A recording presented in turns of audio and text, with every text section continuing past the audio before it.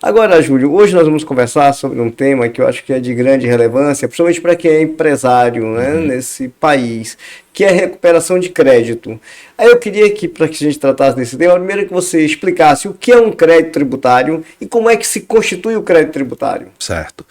Olha, de forma geral, a gente que está aqui trabalhando com empresas, a gente sabe, né?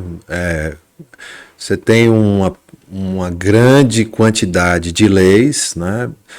O Instituto Brasileiro de Planejamento Tributário fez um estudo recentemente e identificou que no Brasil são 37 normas sobre direito tributário que são publicadas todos os dias, desde a Constituição de 88. E dessas 37 normas que são publicadas todos os dias, no final de 2 anos ou 3, basicamente 60% delas é que ainda estão em vigor. Os outros 40 já perderam a eficácia. Então, o que a gente percebe é que existe uma quantidade muito grande de normas e as pessoas não acompanham e não têm condição realmente de acompanhar. Então, quando uma empresa vai pagar um imposto, ela pode estar pagando sob a base de uma lei que nem existe mais. E aí ela está pagando imposto a mais do que deveria. E quando ela paga imposto mais do que deve, a gente chama isso de crédito tributário, que é o valor que você pagou a mais, né, para o governo, e aquilo ali é um crédito que você tem com o governo. Então, existem muitas formas de você buscar esse valor de volta. Uma das formas é ir para a justiça, né, brigar, como a maioria das empresas faz, e cria um contencioso gigante. Né? Óbvio que isso é importante, porque você tem que brigar para pagar só o que é justo, né, dentro de um sistema altamente injusto como é o brasileiro, mas existem também outras formas de você buscar esse crédito, que são as formas administrativas, principalmente quando você já tem decisões que já foram nos tribunais superiores, no STF, no STJ, que já pacificaram a discussão sobre aquele tema, né, criaram decisões em repercussão geral e tal. E aí você não precisa mais ir para a justiça. Né? O CNJ tem um estudo do Observatório do Contencioso Tributário Brasileiro, identificou que uma ação que você hoje entra contra o governo para receber o imposto que você pagou a mais, ela demora em média de 12 a 15 anos para você ter esse dinheiro de volta. Né? Então, o judiciário é muito moroso para devolver isso. Então, se você já tem um tema pacificado, que já foi decidido pelo Supremo, não tem por que você ir para o judiciário enfrentar 15 anos, se você já tem ali uma decisão que pode ser operacionalizada administrativamente. Então, muita gente não sabe que é possível, sim, receber do governo administrativamente, porque as decisões do Supremo em repercussão geral, elas devem ser obedecidas não só pelo Poder Judiciário, mas pela administração pública em geral, ou seja, todo o sistema tributário. Então, se tem uma decisão do Supremo e ela foi em repercussão geral, não precisa mais ir ao Judiciário. Você pode receber aquele valor, aí é preciso o quê? Quantificar, ter instrumentos que lhe dê possibilidade para poder identificar qual é aquele crédito, quanto é aquele crédito e como você tem para se receber. Então, esse é hoje vamos dizer assim, o carro-chefe do meu escritório. O que eu faço, 80% do meu tempo é isso. Né? Eu, na pandemia, me reinventei, né? Porque não dá para você esperar 15 anos para receber os seus honorários. Né? Então, muitas empresas dessas que a gente entra com processos judiciais para recuperar, quando chega no final de uma ação dessa, a gente não sabe se vai receber os honorários, nem sabe se os clientes existem mais. A empresa pode ter acabado. Hoje em dia, o ciclo de funcionamento de uma empresa, ela é muito diferente de antigamente. Né? Você tinha um ciclo que podia demorar empresas longas de 50 anos, 100 anos. Hoje em dia é coisa muito rara você ver uma empresa hoje que demora 10 anos, 15 anos. Né? Então, a gente criou um sistema, né, de buscar isso de uma forma mais rápida e é isso que a gente faz da recuperação de créditos tributários. Júlio, quais são as teses já pacificadas pelo Supremo Tribunal Federal e passível de recuperação administrativa com segurança? Ah, sim, tem várias, né, Wadir? Assim, todo dia a gente vê o Supremo não para, né? Até antes da pandemia, você ter uma decisão do Supremo sobre um assunto da área tributária era uma coisa muito difícil. Então você via lá, por exemplo, um contencioso que demorava uma eternidade, 15, 20 anos lá. E aí depois o Supremo criou o plenário virtual, que facilitou bastante. Então não precisa mais ir para aqueles julgamentos, discutir matéria tributária, que você sabe que a maioria dos ministros não tem formação na área, então a gente recebe cada pedrada todo dia, né? Todo dia eu vejo pedradas aí vindo em direção, mas são decisões de ministro, a gente tem que respeitar. Mas do ponto de vista técnico, sem nenhuma, né, base técnica, são decisões eminentemente políticas. E a gente vê isso aí sendo decidido no plenário virtual, então hoje em dia o ministro não precisa mais enfrentar uma repercussão pública dessa. Vai para o plenário virtual, todo mundo deposita seus votos lá e aí depois vem a decisão. Então hoje em dia as teses elas foram sendo, né, julgadas de forma mais rápida, né? A principal que existe hoje é a chamada tese do século, que é a exclusão do ICMS da base de cálculo do PIS e da COFINS, né?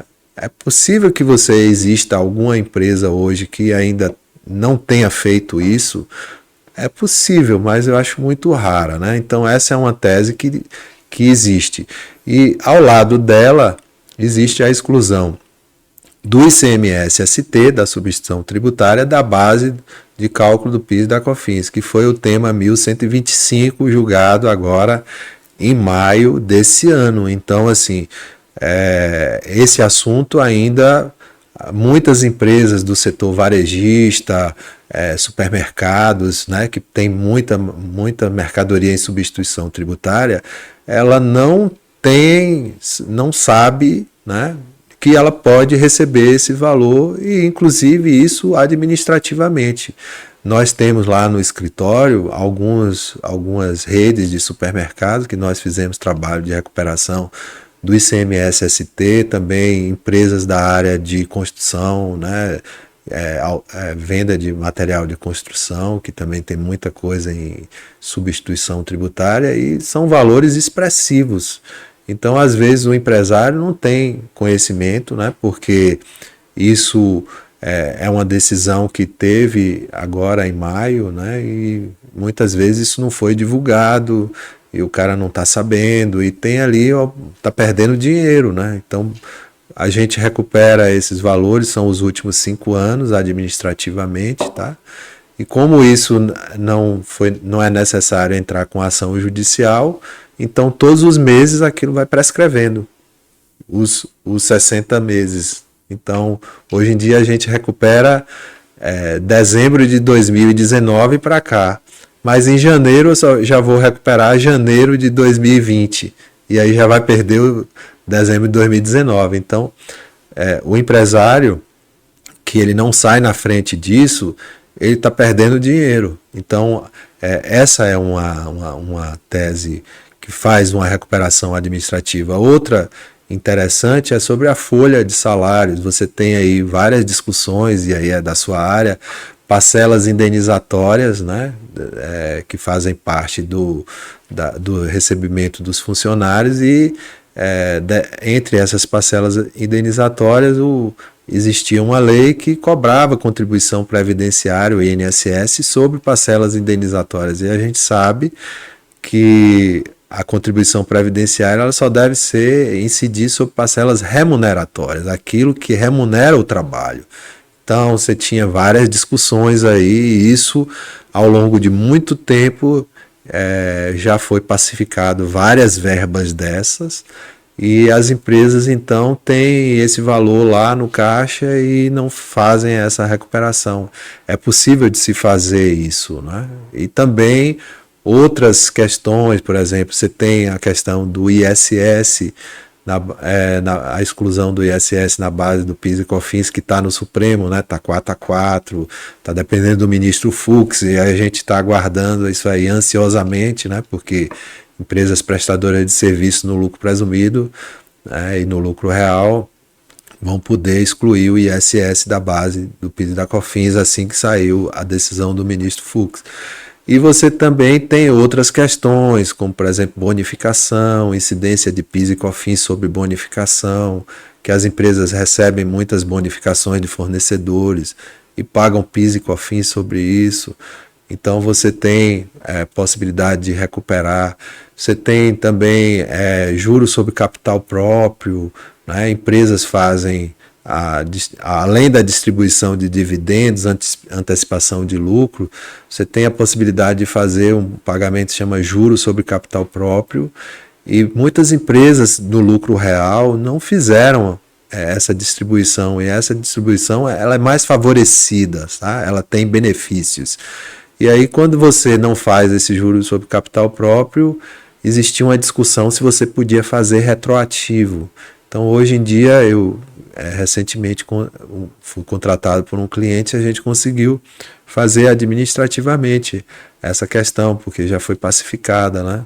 Então, além disso, né, eu estou falando de PIS, COFINS, né, que é um imposto que é sobre o faturamento, que é 9,25, né, aquilo tudo que você fatura, 9,25 você paga de despesas, né, você não tem crédito, então você tem uma discussão sobre insumos de PIS e COFINS. É uma discussão técnica, sabe, Wadir? Mas isso aí é muito dinheiro, cara. Uhum. A gente vai Mas essa não está pacificada ainda. PIS e COFINS insumos está assim, desde 2018, né? 2018, uma decisão em recurso repetitivo pelo STJ, é o famoso caso AMB. Nós lá da área tributária, a gente sabe o nome dos caras, dá nome aos bois e tudo direitinho, mas quem não é da área tributária não sabe.